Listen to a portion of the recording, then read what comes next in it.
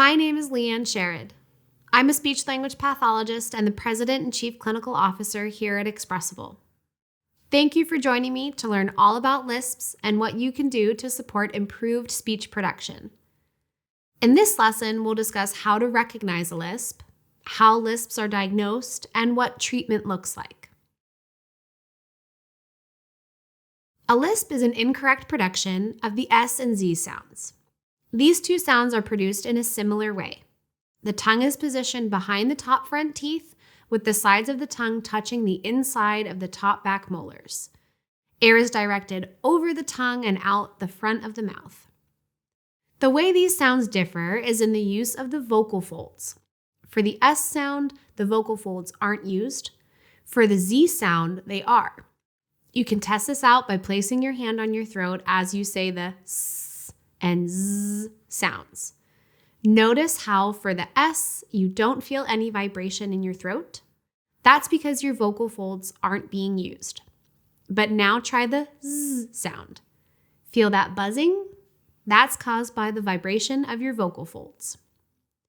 Both of these sounds require such a specific tongue position and airflow that any speech error is bound to be easily recognized. Not to mention, S is one of the most common sounds in the English language.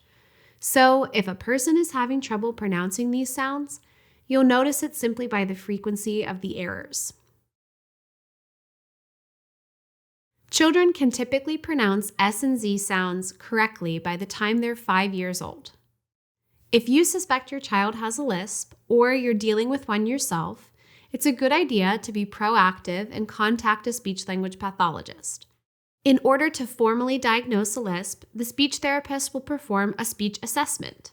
That may include examining the anatomy of the mouth and tongue placement, as well as checking for issues like a tongue tie or tongue thrust.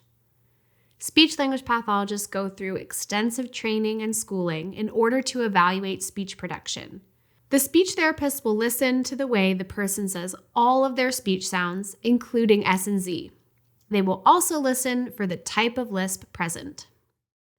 After the evaluation, the speech therapist will determine how many S and Z errors occurred. They'll record whether these errors were observed at the word level, sentence level, or conversational level.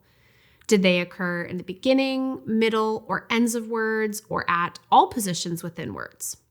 All of this helps the speech-language pathologist determine the severity of the lisp. If a lisp is diagnosed, the speech therapist will recommend the treatment needed to correct it. For most people, this means speech therapy sessions once or twice a week. The speech therapist will then write a personalized treatment plan, including goals specific to the person's needs.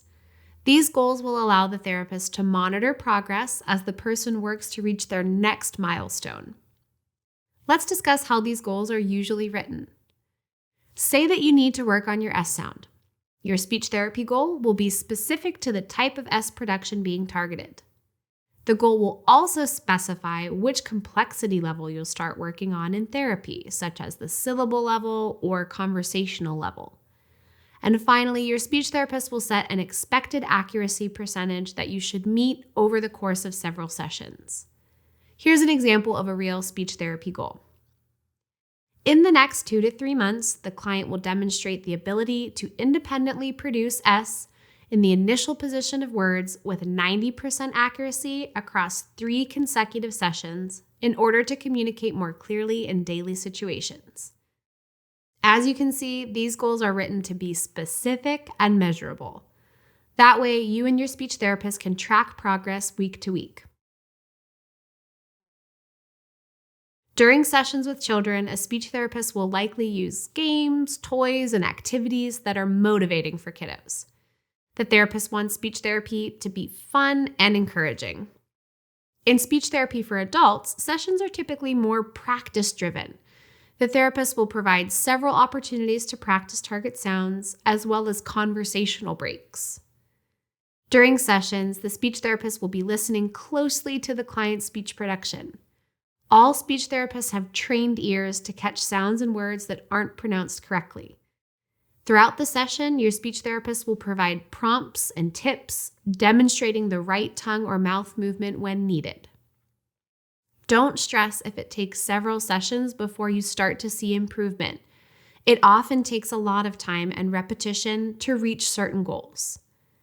And on that note, one question I often hear is how long speech therapy typically lasts.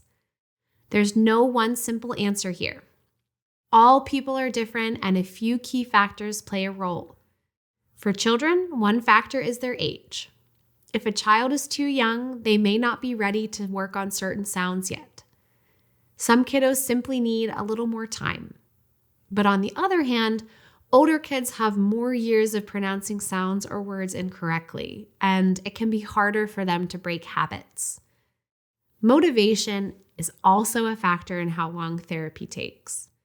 When a person wants to improve their own speech, that can make a big difference. You and your speech therapist can talk about what would be motivating. Maybe it's being confident when meeting new people, feeling good about giving a presentation at work, or simply the desire to be understood more easily. And finally, here's perhaps the biggest factor in the duration of therapy: how often you practice at home. I really can't stress this enough. Many people think that speech therapy alone is what helps someone improve their speech. And yes, therapy is a big part of it.